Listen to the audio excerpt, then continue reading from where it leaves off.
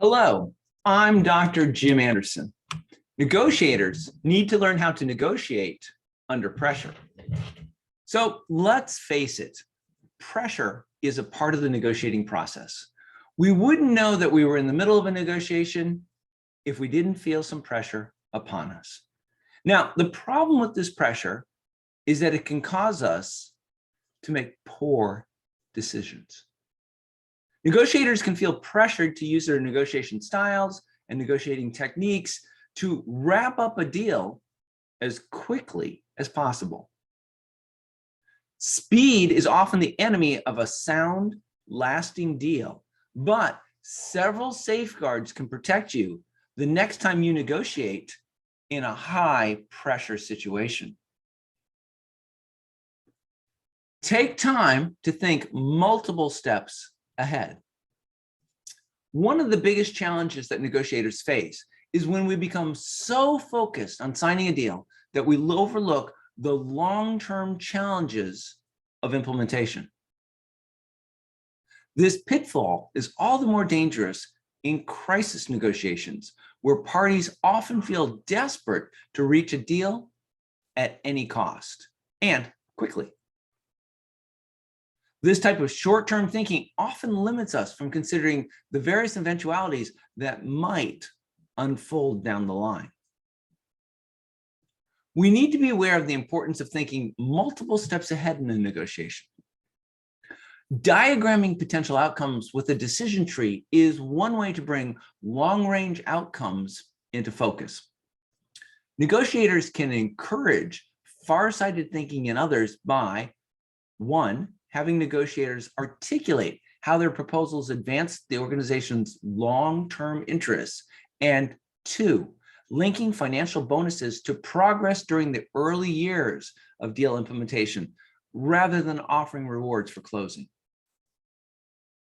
If we add if-then consequences to a deal, then both parties can agree to disagree by building incentives and penalties into the contract based on their differing positions. Find a way to slow things down. Now, I think we can all agree that in the middle of a crisis, we may feel that we have a duty to work at lightning speed in an effort to contain the situation. Yet, even as we approach the problem with intensity and a sense of urgency, there's a value in working methodically. A good example of why this is a good thing to do is shown in hostage standoffs. We need to consider that the perpetrators in these situations tend to be people who have snapped because of a personal crisis and taken hostages on impulse. They're likely to be in a volatile emotional state when the crisis begins, but their rage tends to subside over time. Consequently, in a situation like this, a negotiator needs to view time as their most valuable tool, and they need to try to stall for as long as they can. Freed from deadlines, the authorities try to gradually earn the hostage taker's trust and encourage him or her to surrender. Make sure to always monitor the creation of the deal. We've been told that we need to own the entire negotiating process. However, after we've engaged in a complex negotiation process, negotiators are often happy to pass off the technicalities of draft dealing to their attorneys. This can be a big mistake. This handoff is prone to errors. Vague, contradictory, and missing deal terms are not uncommon, and they can lead to serious problems during the implementation stage. Fortunately, there's at least 3 ways to avoid mistakes when you negotiate. First, be sure to communicate the motivations behind your deal to your legal team. This step keeps your lawyers from having to guess what your intentions were, and thus it could save you time and money in the long run. Second, resist the common tendency to merely glance over deal documents and file them away. Instead, Read them through carefully to determine whether or not they accurately reflect the negotiated terms as you understand them. Third, set up a time for your lawyers to read the deal back to you in plain English, free of legal jargon.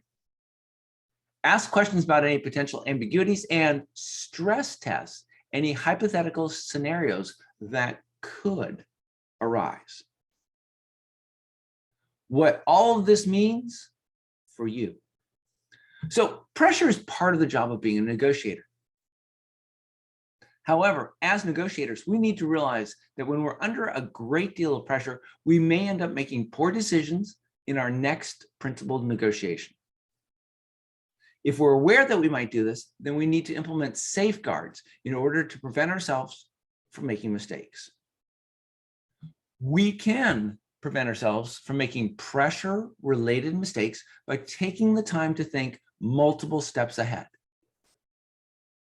We can also encourage others to do the same thing. One of the reasons that poor decisions get made during a negotiation is because things are moving so fast.